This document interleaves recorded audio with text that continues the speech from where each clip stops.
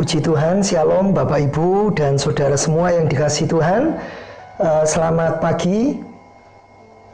Saya bersyukur kita bisa bertemu walaupun dalam kondisi yang seperti saat ini.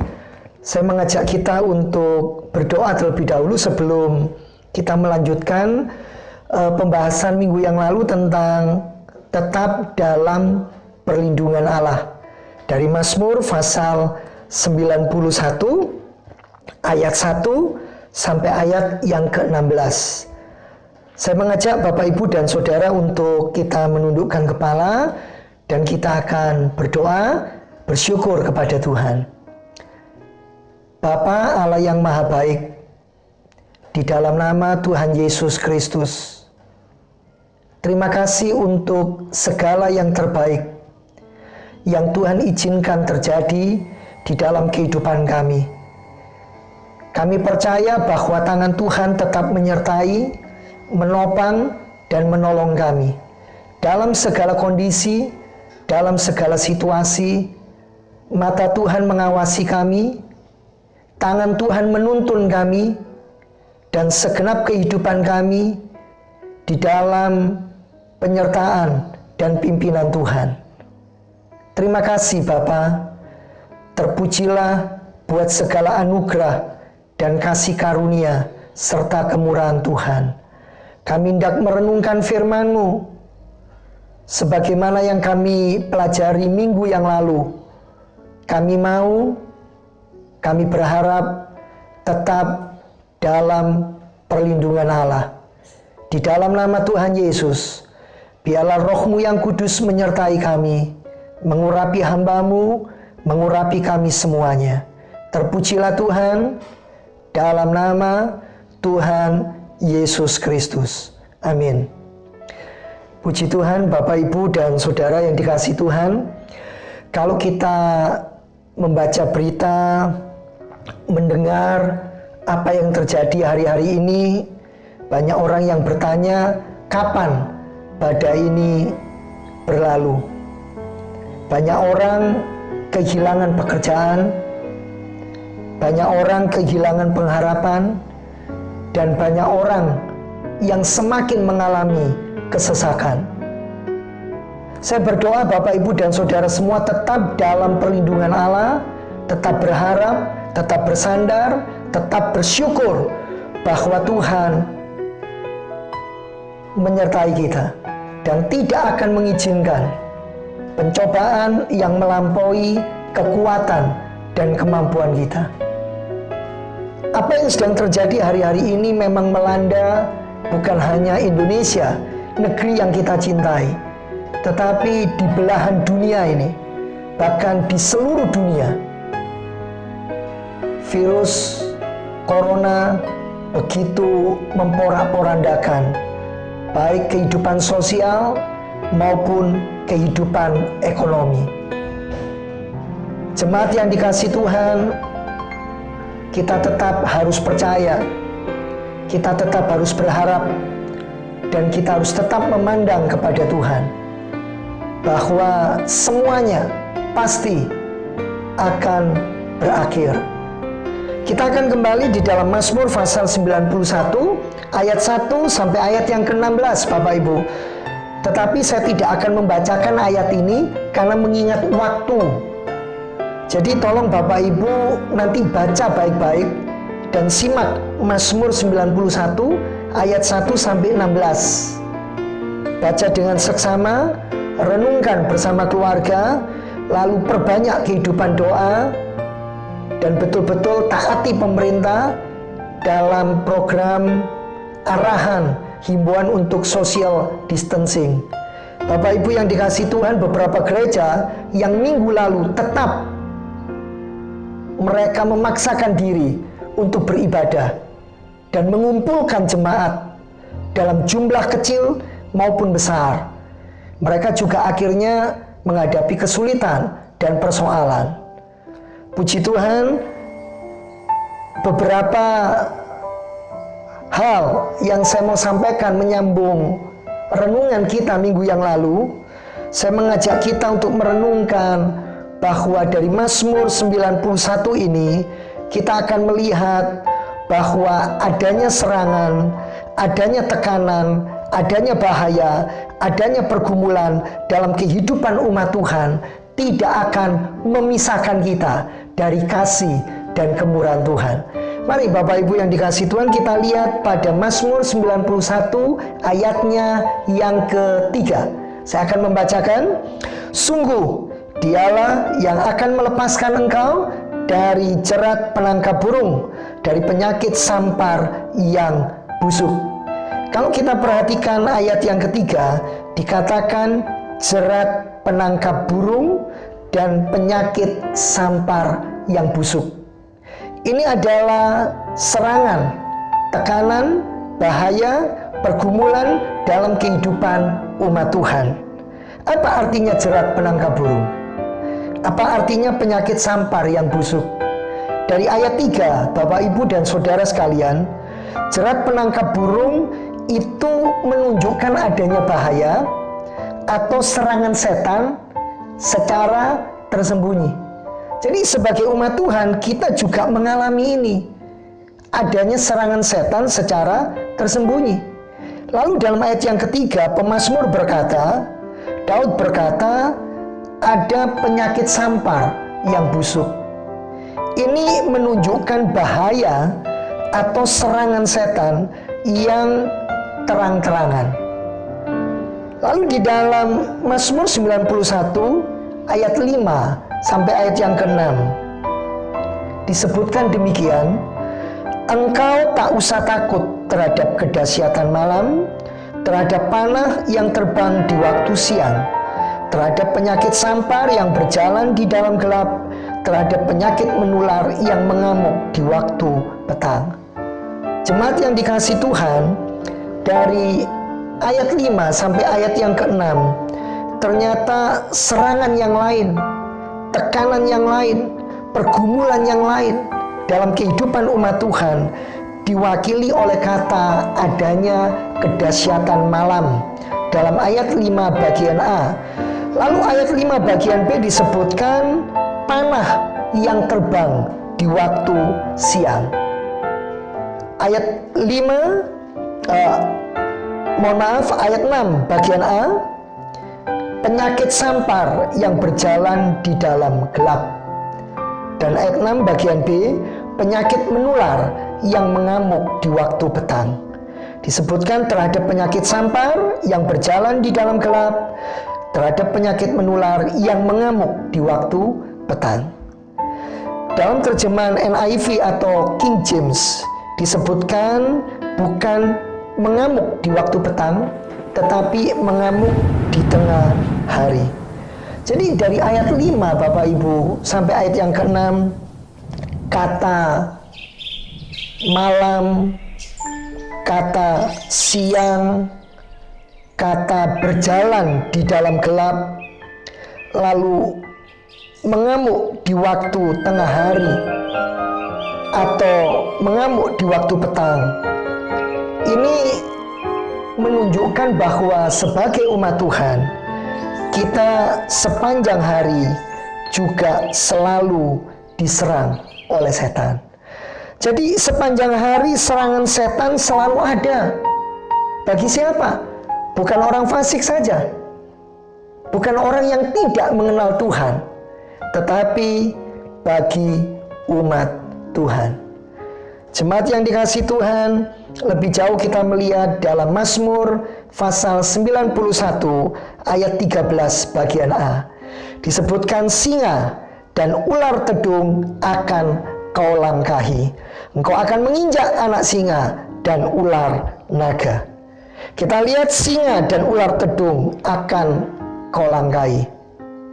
Lalu anak singa dan ular naga akan kau injak. Kata singa itu menggambarkan serangan yang terbuka. Sedangkan ular atau ular naga itu menggambarkan serangan yang tersembunyi.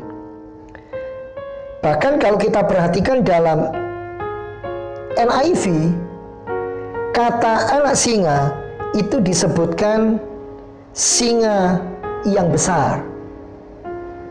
Lalu dalam King James, kata anak singa itu disebutkan singa muda. Jadi ketika kita baca ayat 13 ini Bapak Ibu, jangan dipikirkan bahwa serangan lalu tekanan kalau disebutkan anak singa, wah berarti ini sesuatu yang tidak membahayakan. Karena anak singa kan nampaknya lucu.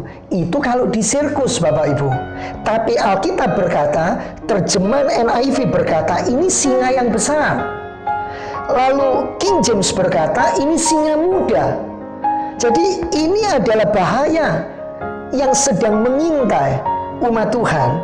Jadi singa itu menggambarkan serangan yang terbuka, lalu ular menggambarkan serangan yang tersembunyi.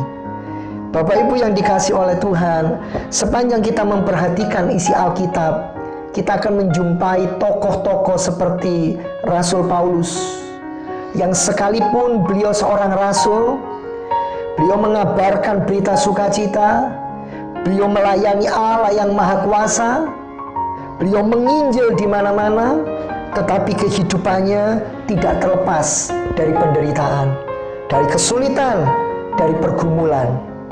Demikian juga dengan para tokoh yang lain. Kita bisa membaca kisah tentang Habel, kita membaca kisah tentang Ayub, kita bisa membaca kisah dari Raja Daud sendiri, dan kita juga bisa membaca apa yang Alkitab ceritakan tentang Tuhan Yesus. Bapak Ibu sidang jemaat yang saya hormati, ketika Kristus menceritakan kepada para murid bahwa tidak lama lagi akan mengalami penderitaan, akan mengalami hinaan, akan mengalami fitnahan, maka para murid melarang Yesus untuk berkata seperti itu. 3 kali Bapak Ibu sebelum naik di atas kayu salib, Kristus Yesus menceritakan bagaimana harusnya anak manusia akan menghadapi siksaan, penderitaan, aniaya, sebelum akhirnya finally harus ada di atas kayu salib. Jemaat yang dikasihi Tuhan, himbauan pemerintah 2 minggu ini kita tidak ibadah dalam gedung gereja, tetapi kita tetap beribadah di rumah masing-masing. Apakah benar setelah 2 minggu ini akan ada himbauan untuk mengizinkan kita kembali beribadah di gereja? Sampai hari ini saya belum mendapatkan info lebih jauh. Tetapi beberapa saudara-saudara seiman yang lain, maksud saya gereja-gereja yang lain, mereka menunda ibadah di dalam gereja sampai akhir April. Karena itu, sidang jemaat yang saya kasihi, yang saya hormati dalam Tuhan Yesus Kristus, mari kita tetap berdoa, mari kita tetap berharap kepada Tuhan. Tetapi kita tidak boleh mencobai. Kita harus menghargai pemerintah sebagai wakil Allah yang sah, di mana kita hidup, kita tinggal di Indonesia. Beberapa hari yang lalu dalam pertemuan sinode, saya sempat ditegur dan ditanya, mengapa saya tidak mengadakan ibadah di dalam gereja dan mengapa ibadah ditiadakan sesuai himbauan pemerintah. Bapak Ibu, saya mempertanggungjawabkan bahwa bukan semata-mata karena pemerintah menghimbau. Itu satu bagian yang saya hormati, itu satu bagian di mana sebagai warga negara yang baik, warga gereja yang baik, saya harus mendengarkan dan mengikuti petunjuk pemerintah.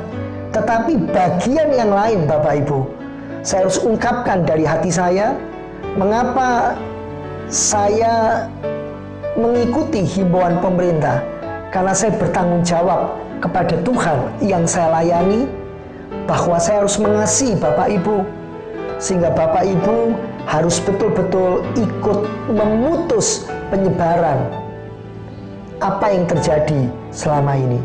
Dengan ibadah di rumah, dengan mendengarkan firman seperti saat ini, saya bertanggung jawab bahwa saya mengasihi Bapak Ibu. Saya ingin menjadi berkat buat Bapak Ibu. Dan saya ingin setiap kita sungguh-sungguh mengalami apa yang harusnya kita terima dari Tuhan. Jemaat yang dikasihi Tuhan, inilah yang saya bisa sampaikan dan sharingkan. Mari kita akan melanjutkan. Kita akan membaca lebih jauh. Kalau tadi saya menyampaikan bahwa dari Mazmur 91 ini kita belajar adanya serangan, adanya tekanan, adanya bahaya, adanya pergumulan dalam kehidupan umat Tuhan tidak akan memisahkan kita dari anugerah Tuhan. Mari kita akan membaca di dalam ayat yang ketiga. Dikatakan Mazmur 91 ayat yang ketiga, sungguh Dialah yang akan melepaskan engkau dari jerat penangkap burung. Kata melepaskan dalam terjemahan NIV itu berarti menyelamatkan. Melepaskan berarti Raja Daud mengalami pergumulan ini, Raja Daud mengalami tekanan ini dalam hidupnya, tetapi akhirnya Tuhan menyelamatkan. Akhirnya Tuhan melepaskannya. Demikian juga dengan Rasul Paulus, demikian juga dengan Ayub, demikian juga dengan Sadrak, Mesak, dan Abednego. Kita pernah mempelajari itu bahkan sejak kita masih duduk di sekolah minggu. Kita mempelajari bagaimana Sadrak, Mesak, Abednego harus mengalami dapur perapiannya. Tetapi Tuhan melepaskan. Tuhan menyelamatkan. Saya berdoa kita semua bersepakat Tuhan juga melepaskan kita dari pandemik yang sedang terjadi. Kita sama-sama percaya, kita sama-sama berharap bahwa seperti ayat yang ketiga, sungguh Dialah yang akan melepaskan kita. Dalam ayat 15 dikatakan, bila ia berseru kepadaku, aku akan menjawab. Aku akan menyertai dia dalam kesesakan. Aku akan meluputkannya dan memuliakannya. Dari ayat 15 bagian A, bila saya dan Bapak Ibu berseru kepada Tuhan, Tuhan akan menjawab. Ini penghiburan yang luar biasa. Katakan amin Bapak Ibu. Lalu dikatakan dalam ayat 15 bagian B, aku akan menyertai dia dalam kesesakan. Sedang mengalami kesesakan, sedang di dalam proses kehidupan. Puji Tuhan, Tuhan ada menyertai kita. Sekali-kali Tuhan tidak meninggalkan kita. Dan di dalam ayat 15 bagian C, aku akan meluputkannya. Kata meluputkannya, saya pernah sampaikan minggu yang lalu. Itu lebih tepat terjemahannya membebaskan atau menolong. Sebab konotasinya kalau meluputkan tidak mengalami pergumulan. Kalau meluputkan tidak mengalami tekanan hidup. Tapi terjemahan yang tepat membebaskan Bapak Ibu. Atau menolong. Puji Tuhan. Bapak Ibu yang dikasihi Tuhan. Dan ayat 15 ada satu kalimat yang saya garis bawahi. Yang saya catat. Ayat 15 berkata, bila ia berseru kepadaku, aku akan menjawab. Aku akan menyertai dia dalam kesesakan. Aku akan meluputkannya dan memuliakannya. Terpujilah Tuhan. Tuhan akan memuliakan kita.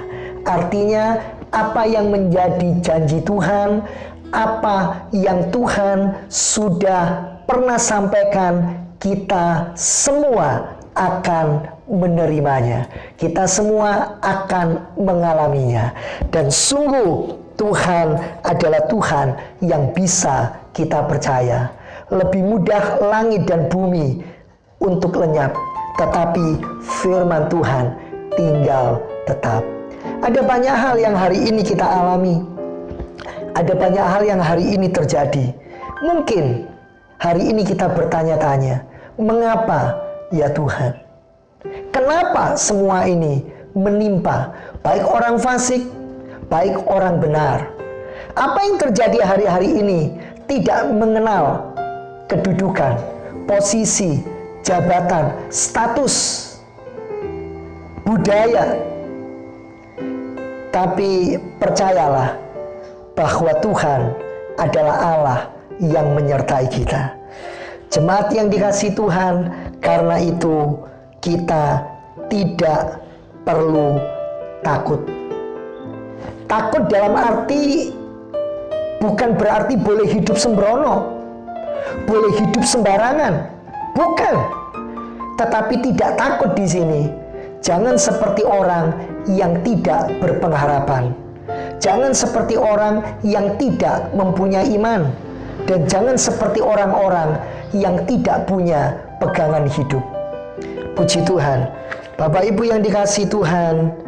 Dan kalau kita mau lanjutkan apa yang saya akan sampaikan ini, saya akan sampaikan kalau tadi bagian yang pertama saya berkata adanya serangan, adanya tekanan hidup, adanya bahaya dalam kehidupan umat Tuhan, maka pada bagian ini saya akan menyampaikan bukan hanya adanya bahaya, bukan hanya adanya serangan, bukan hanya adanya tekanan yang dialami oleh umat Tuhan, tetapi sekarang kita bisa melihat adanya perlindungan Tuhan dalam kehidupan umatnya. Katakan amin Bapak Ibu. Katakan amin, katakan puji Tuhan, katakan ya, katakan benar kepada siapapun yang ada di samping kanan kiri, siapapun yang ada di dalam keluarga saudara. Kita akan lihat ayat yang keempat dari Mazmur 91. Dengan kepaknya ia akan menudungi engkau. Di bawah sayapnya engkau akan berlindung. Kesetiaannya ialah perisai dan pagar tembok. Oh haleluya. Puji Tuhan Bapak Ibu. Ayat 4 berkata bahwa Tuhan yang kita sembah digambarkan seperti induk burung yang mengembangkan sayapnya dan melindungi, menudungi anak-anak burung di bawah sayapnya. Dalam perjanjian lama Tuhan memang sering digambarkan sebagai induk burung. Seperti induk burung kita berlindung di bawah kepak sayapnya. Dan tidak ada musuh, tidak ada panah berapi yang bisa menyentuh kita. Dan dikatakan dalam ayat 4 bagian B, kesetiaannya, kesetiaan Tuhan terhadap apa yang dikatakan. Kesetiaannya dalam terjemahan lain disebut kebenarannya. Bapak Ibu, dengan kata ini pemazmur ingin menunjukkan kepada saya, kepada Bapak Ibu, kepada gereja, kepada semua orang percaya di belahan dunia ini, bahwa kesetiaan Allah tetap pada saat yang sama. Pemazmur juga menunjukkan janji-janji Allah itu digenapi. Puji Tuhan, dengan kata-kata ini pemazmur menunjuk kepada kesetiaan Allah, tetapi dengan kata-kata ini pemazmur juga menunjuk kepada janji-janji Allah. Dia adalah Allah yang benar, apa yang dijanjikan pasti digenapi. Dan di dalam Mazmur 91 ayat 11 sampai 12 dikatakan, sebab malaikat-malaikatnya akan diperintahkannya kepadamu untuk menjaga engkau di segala jalanmu. Mereka akan menata engkau di atas tangannya, supaya kakimu jangan terantuk kepada batu. Luar biasa, terpujilah Tuhan. Dikatakan Tuhan memerintahkan malaikat-malaikatnya. Untuk apa? Menjaga Bapak Ibu. Untuk apa? Menjaga saya. Untuk apa? Menjaga seluruh keluarga kita. Menjaga semua yang kita miliki. Dan dikatakan di dalam ayat yang ke-11, sebab malaikat-malaikatnya. Berapa banyak malaikat yang kita butuhkan? Saya yakin satu malaikat cukup. Tetapi ayat ini berkata, Tuhan menyuruh malaikat-malaikatnya. Bentuknya jamak berarti lebih daripada satu. banyak malaikat di sekitar orang-orang benar, di sekitar keluarga kita. Dan Bapak Ibu yang dikasihi Tuhan, percayalah, saya punya banyak referensi ayat yang lain, tapi saya berharap Bapak Ibu bisa menerima apa yang telah saya sampaikan sehubungan dengan adanya perlindungan Tuhan dalam kehidupan umatnya. Jadi hari ini saya menyampaikan ibarat mata uang ada dua sisi atau dua keping. Sisi yang satu adanya pergumulan hidup, sisi yang satu adanya perlindungan Allah. Tetaplah dalam perlindungan Allah. Puji Tuhan, Soli Deo Gloria. Mari kita berdoa, kita tundukkan kepala. Bapa Allah yang Maha Baik, di dalam nama Tuhan Yesus Kristus, biarlah badai ini berlalu dari negeri kami dan dari seisi dunia, dan biarlah semua umat Tuhan tetap berseru berharap kepada Tuhan. Berikan hikmat kepada Bapak Presiden dan wakilnya, juga semua menteri, semua aparat, supaya diberikan hati yang takut, menghormati Tuhan, dan kami semua bersatu untuk percaya, berharap, dan tetap berserah kepada Tuhan. Kami percaya akan firman-Mu, kami akan menghidupi apa yang menjadi bagian kami, dan kami berserah agar apa yang menjadi bagian Tuhan dinyatakan bagi kami. Berkat Tuhan bagi semua jemaat yang hari-hari ini mengalami pergumulan, kesulitan, dan tekanan di dalam hidup. Kami mau taat supaya benar-benar Tuhan dipermuliakan. Di dalam nama Tuhan Yesus, kami berdoa, kami mengucap syukur. Kumpulkan kami Tuhan di hari-hari yang akan datang di dalam gereja, sehingga kami bisa beribadah bersama-sama, memuji, menyembah Tuhan. Dalam nama Tuhan Yesus, puji Tuhan. Amin.